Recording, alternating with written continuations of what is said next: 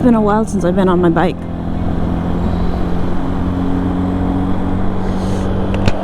Between rain and coronavirus, I haven't been going to work on my bike at all. Because I don't have rain gear yet.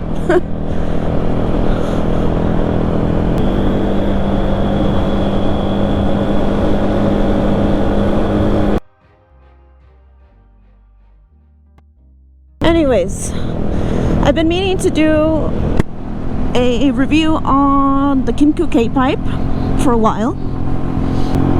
My specific bike that I have is a 2017 and it is 2020, so this is not the latest model.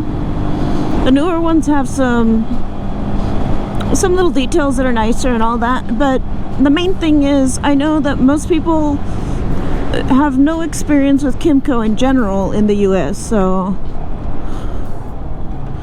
I wanted to provide a review that is more geared towards the US audience. I know that the K-pipes are pretty popular overseas. Heck, even the 50cc K-pipes are very popular. However, in the US, everyone prefers the bigger bikes. So there's not really much of a market for these bikes here. That doesn't mean you can't have fun on them though. Now the average person is probably not interested in the 125cc simply because it can't get on the highway. In most states, at least here in California, you need to have at least a 150cc engine to get on the highway legally, and it makes sense. These bikes tend not to go over 55 miles per hour easily, which can be very dangerous with all the fast traffic. So I understand the reasoning for this. However, that doesn't mean that these bikes cannot work for people who are commuting. In fact, they are extremely gas efficient. They can keep up with street traffic pretty well. They are extremely light and tiny, which makes them really good for lane splitting.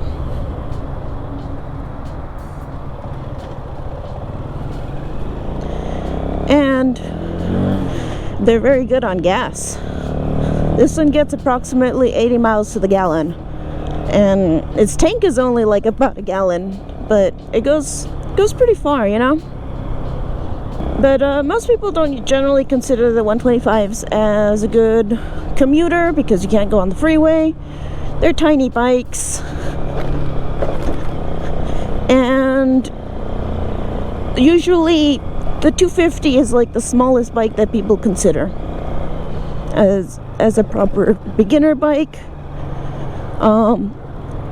Also, another thing to consider is the other bikes in this specific range, which for here in the US is mainly the Kawasaki Z125 and the Honda Grom, which is also 125cc. These are tiny bikes, and the main difference between this bike and that one and those is that this has the full 17-inch tires that most motorcycles have. So the handling is more akin to a proper motorcycle than those smaller bikes. The smaller bikes tend to feel more like scooters because it's got the same scooter tires. That's not to say those bikes are not great. They're loads of fun, but if you are someone that's interested in getting a bike that handles more like a regular motorcycle, this might actually be more for you than one of those, especially if you don't plan to go on the highway. Oh man, my bike has already gotten dirty. I need to wash it again.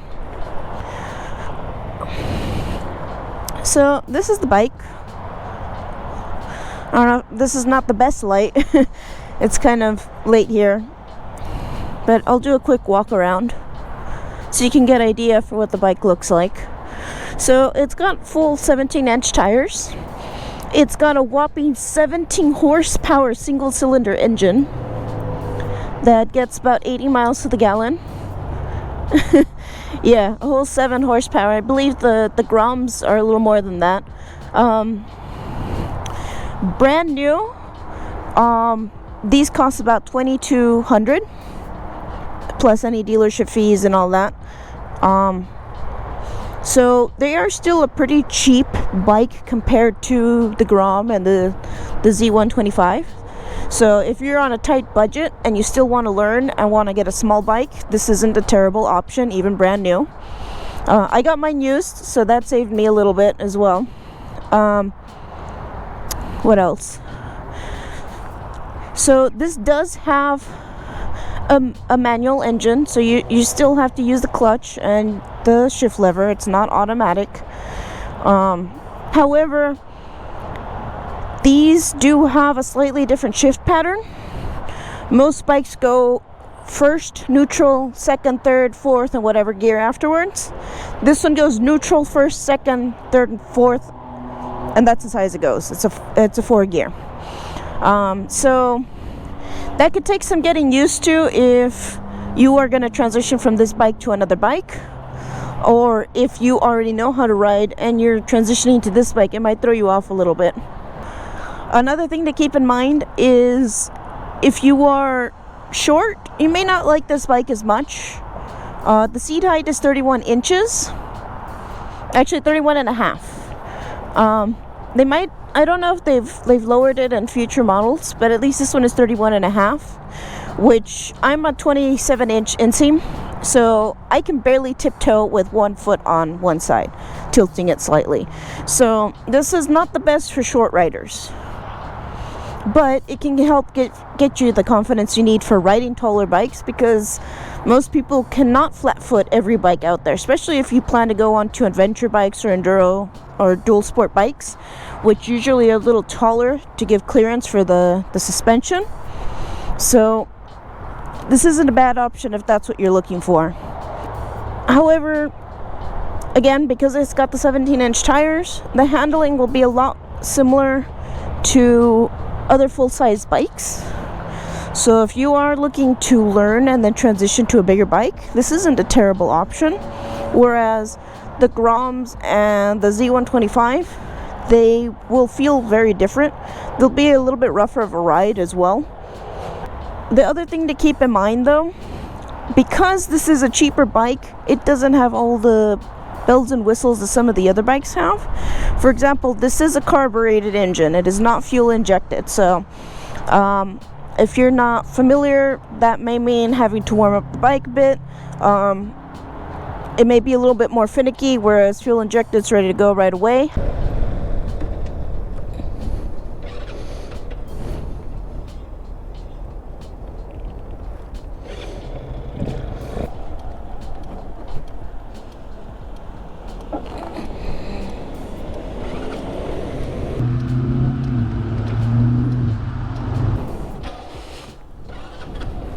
However, that also makes it easier to work on.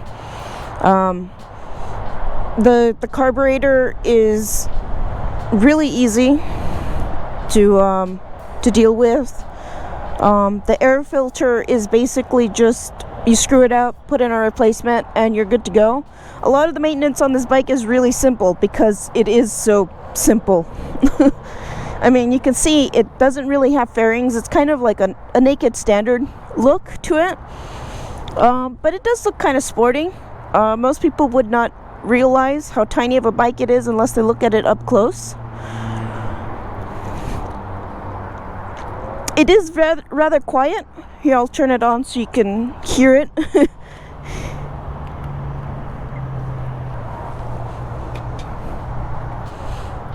So I'll turn it on so you can hear what it sounds like.